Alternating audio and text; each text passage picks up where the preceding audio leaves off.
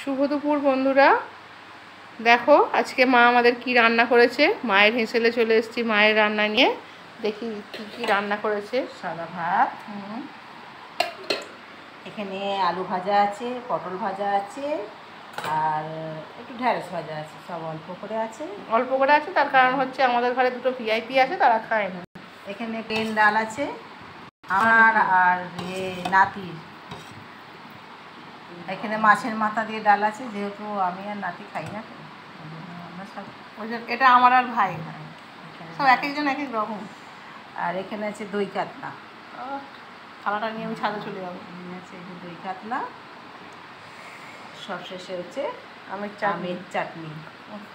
আমের চাটনি খেয়ে আমাদের শেষ হচ্ছে না। ডজন ডজন চিনি শেষ হয়ে যাচ্ছে, dozen dozen sorry KG KG চিনি শেষ হয়ে যাচ্ছে।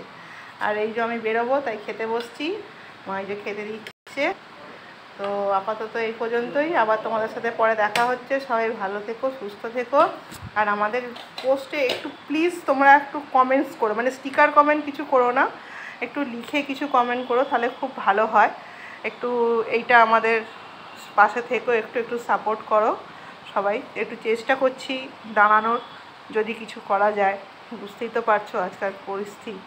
তো সেই জন্য তোমাদের কাছে একটা রিকোয়েস্ট, একটু তোমরা পাশে থেকো সবাই। আর আমাদের পেজটা একটু ফলো করো, একটু লাইক করে দিও, আর ইউটিউব চ্যানেলটা প্লিজ একটু সাবস্ক্রাইব করে দিও।